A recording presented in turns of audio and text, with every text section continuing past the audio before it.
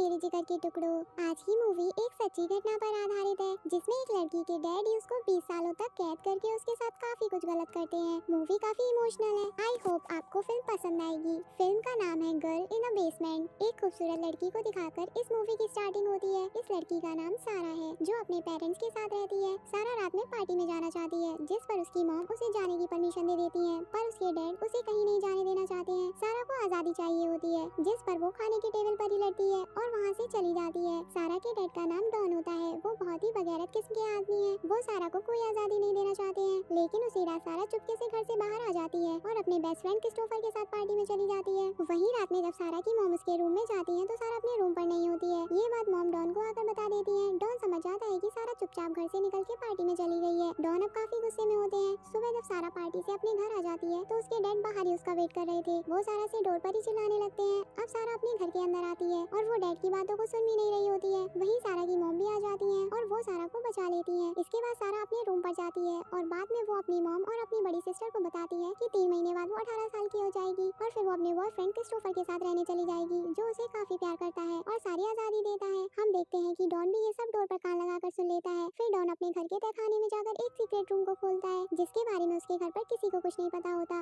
ये basement room जंग बचने के लिए घरों में बनाए जाते थे। अब डॉन इस रूम को साफ करता है और यहाँ पर किसी इंसान के रहने के लिए सारी तैयारी भी कर देता है। फिर मूवी को 3 महीने आगे कर दिया जाता है। हम देखते हैं कि डॉन अपने गार्डन में काम कर रहा है और सारा अपने बॉयफ्रेंड से कॉल पर बात कर रही होती है। सारा की मॉम और सिस्टर घर से बाहर किसी काम से गए होते हैं। सारा जल्दी 18 साल की होने वाली है। वहीं डॉन सारा के पास आता है और कहता है कि उसे एक बॉक्स को बेसमेंट में रखना है जिसके लिए उसकी मदद चाहिए। तो सारा भी डॉन के साथ वो बॉक्स लेकर बेसमेंट में आ जाती है। फिर डॉन उस सीक्रेट रूम को खोलता है जिसको देखकर सारा भी शॉक्ड हो जाती है क्योंकि वो भी इस रूम के बारे में नहीं जानती थी। डॉन अब सारा को उस रूम के अंदर ले जाता है और फिर उसे बातों में उलझा लेता है। सारा भी उस पर शक नहीं करती, लेकिन डॉन तभी उसको रूम में बंद करके रूम के बाहर आ जाता है। सारा को काफी अजीब लगता है कि ये उसके साथ क्या हो गया। वो काफी देर तक डॉन को उसे खोलने के लिए भी कहती है पर डॉन सारा की नहीं सुनता और वहाँ से चला जाता है। सारा को अभी भी ये समझ नहीं आता है और वो डोर के लॉक को खोलने लगती है, लेकिन लॉक तो नहीं खुलता। ऊपर से उस रूम की लाइट भी चली जाती है। डॉन ने यहाँ पर काफी मजबूत सिक्योरिटी वाले लॉक लगाए थे जो कि इलेक्ट्रॉनिक थे और अगर कोई इन्हें गलत पासवर्ड से खोलने की कोशिश करेगा तो रूम की लाइट भी चली जाती थी। ये रूम जमीन के अंदर था और यहाँ पर ऑक्सीजन भी मशीनों से आती थी। अब लाइट जाने से वो सब भी बंद हो जाती है। सारा का ये रूम पूरी तरह से खाली था और वहाँ पर केवल वही एक बॉक्स था जो वो डॉन के साथ लाई थी। वो देखती है कि इसके अंदर क्या है और उसमें सारा की सभी जरूरत का सामान होता है जिससे वो तहखाने में रह सकती हो। सारा अब समझ जाती है कि उसके डैड उसे यहाँ कैद करके रखने वाले थे, तो वो काफी घबरा जाती है और ऑक्सीजन बाहर जाने वाली खिड़की से सारा चिल्लाने लगती है और हेल्प मांगने लगती है।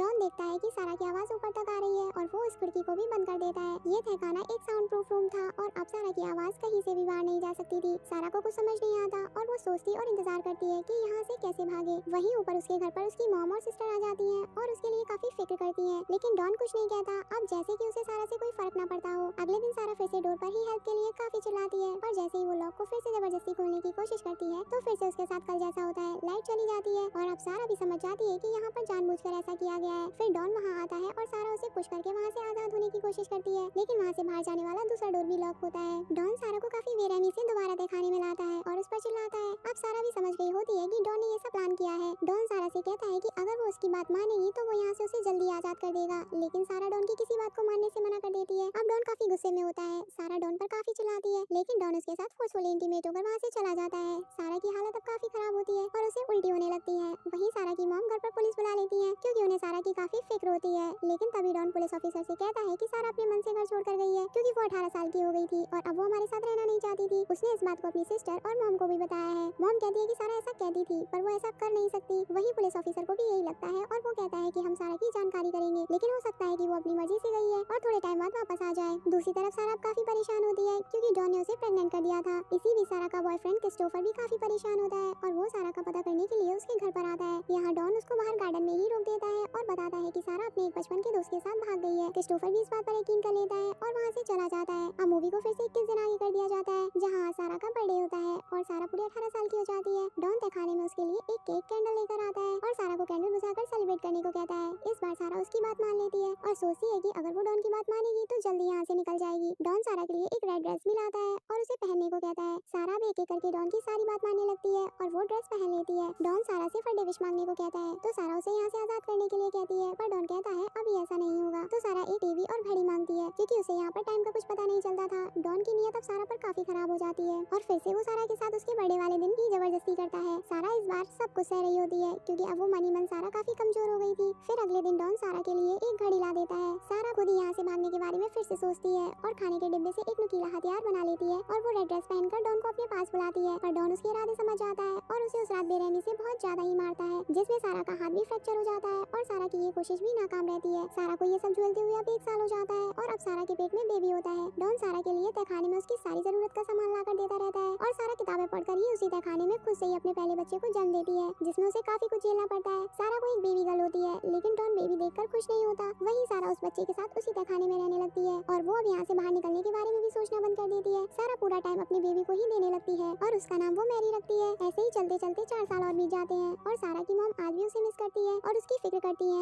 वहीं घर के नीचे तहखाने में हम देखते हैं कि सारा फिर से एक बार प्रेग्नेंट होती है और वो अब डॉन के साथ एक वाइफ की तरह रहती है। उसकी बेटी मैरी भी अब बड़ी हो जाती है और डॉन उसके लिए भी तहखाने में सारा जरूरत का सामान ला देता है। सारा उस तहखाने को ही सजाकर मैरी के साथ वहाँ रहने लगती है। फिर एक दिन डॉन उसे बताता है कि उसका प्रमोशन हो गया है और फिर वो ऊपर घर पर आ जाता है, जहाँ वो सारा की मॉम को भी प्रमोशन के बारे में बताता है, जिस पर मॉम कहती है कि हमें एक डिटेक्टिव करके सारा के बारे में पता लगाना चाहिए। जिस पर डॉन गुस्से में कहता है कि अभी भी हमारे पास एक बेटी बची है, हमें उसके बारे में सोचना चाहिए और वहाँ से चला जाता है। वहीं इतने साल बाद डॉन सारा के लिए तहखाने में एक टीवी ला देता है और टीवी देखकर सारा काफी खुश हो जाती है। फिर कुछ दिनों बाद सारा फिर से तहखाने में ही एक और बच्चे को जन्म देती है, जिसका नाम वो माइक रखती है। अब ऐसे ही समय बीतता जाता है और सारा का बेटा भी 2 साल का हो जाता है। फिर एक दिन मैरी की तबीयत खराब हो जाती है तो डॉन उसके लिए दवाई ला देता है और सारा चाहती थी कि मैरी को प्रॉपर ट्रीटमेंट मिले क्योंकि उसे उसकी फिक्र होती है। असल में बचपन से ही तहखाने में रहने की वजह से मैरी को अस्थमा हो जाता है। डॉन उसे बाहर हॉस्पिटल में लेके जाने से मना कर देता है, जिस पर दोनों फिर से एक बार काफी लड़ते हैं। लेकिन सारा उस तहखाने में भी अपने बच्चे का काफी ख्याल रखती है और इस तहखाने को ही अपना घर मान लेती है। वहीं सालों बाद फिर से क्रिस्टोफर सारा के बारे में पूछने आता है, जिस पर उसे इस बार सारा की सिस्टर मिल जाती है। वो बताता है कि डॉन ने उसे बताया है कि सारा अपने बचपन के फ्रेंड के साथ भाग गई थी, लेकिन उसकी सिस्टर कहती है कि किसी को नहीं पता ये सच है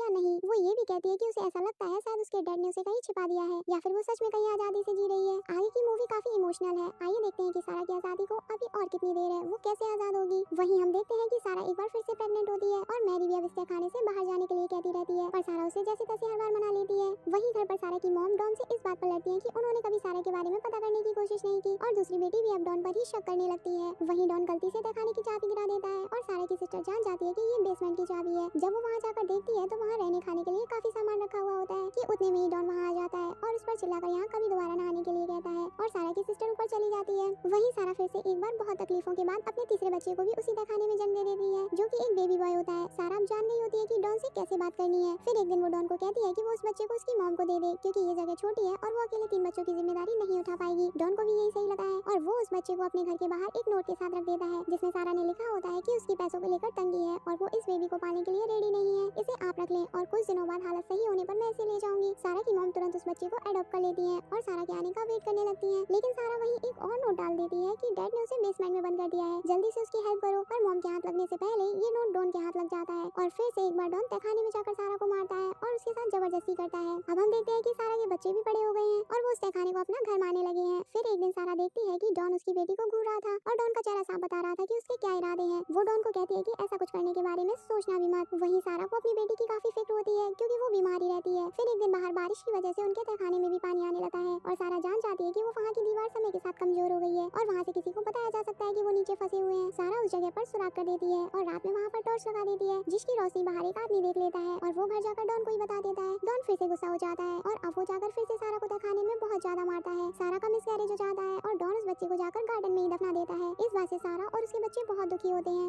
सारा अगले दिन डॉन से उसके उस लड़के के बारे में पूछती है जो उसने अपनी मॉम को दे दिया था और अब तक वो भी 18 साल का हो गया था। डॉन कहता है कि वो एक अच्छा प्लेयर है और अगले महीने वो एक चैंपियनशिप भी खेलने वाला है। उसके दोनों बच्चे भी ये सब सुनकर और बाहर जाकर खेलने के लिए कहते हैं। डॉन उनसे कहता है कि वो तब तक बाहर नहीं जा सकता जब तक उसकी मॉम का बर्ताव अच्छा नहीं हो जाता। डॉन के जाने के बाद दोनों बच्चे अब सारा पर ही गुस्सा करते हैं और कहते हैं कि आप इस आदमी की सारी बातें क्यों मानती हो, जिस पर सारा कहती है कि वो अपने बच्चों को बचा रही है बस। लेकिन सारा को भी ये सब सोचकर काफी गुस्सा आता है और वो सारा सामान फेंक कर एक कोने में सो जाती है। पर बच्चे सारा के उठने से पहले सारा सामान सही से वापस रख देते हैं और सुबह वो सारा से सच्चाई पूछते हैं। सारा इस बार बच्चों को डॉन की सारी सच्चाई बता देती है। ये बातें सुनकर दोनों बच्चे काफी हैरान हो जाते हैं और डर भी जाते हैं। सारा की बेटी को डर की वजह से अस्थमा अटैक भी आ जाता है। डॉन भी जान जाता है कि बच्चों को अब सब पता है और फिर से वो गुस्सा होकर सारा को टॉर्चर करने लगता है। पर इस बार माइक डॉन को धक्का दे देता है। डॉन भी अब काफी बूढ़ा हो गया था और सारा के बेटा काफी स्ट्रॉन्ग था, तो वो आसानी से उसे रोक देता है। अब डॉन जान जाता है कि वो ऐसे जीत नहीं पाएगा, वहाँ से चला जाता है। फिर वो पनिशमेंट के लिए तहखाने की लाइट बंद कर देता है। वहीं अब डॉन की नौकरी भी चली जाती है और उसके ऊपर कुछ लोन भी होते हैं जिन्हें भरने में डॉन को काफी दिक्कत आती है। उसकी सारी सेविंग्स भी दोनों घर को चलाने में खत्म हो गई थी। फिर वो सारा और बच्चों को मारने का सोचता है और उस ऑक्सीजन वाली खिड़की पर अपनी कार का धुआं छोड़कर उन्हें दम घुटने की वजह से मारने लगता है। पर वहाँ पर सारा का वो बेटा आ जाता है जो उसने अपनी मॉम को दिया था, तो डॉन रुक जाता है और सारा और उसकी फैमिली अभी भी जिंदा बच जाते हैं। अब सारा को उस तहखाने में रहते हुए भी 20 साल पूरे हो जाते हैं और उसकी बेटी की हालत काफी ज्यादा ही खराब हो जाती है। उसे फिर से अटैक आ जाता है। सारा उसे हॉस्पिटल में भर्ती कराने को कहती है, पर डॉन साफ मना कर देता है। सारा अपने पहले बच्चे को मरता नहीं देखना चाहती थी, तो वो जैसे तैसे डॉन को मना लेती है। डॉन रात में सारा और उसकी बेटी को ही तहखाने से बाहर लाता है और उसके बेटे को वहीं छोड़ देता है और कहता है कि अगर भागने का सोचा तो वो उसे वापस आकर उसके बेटे को मार देगा।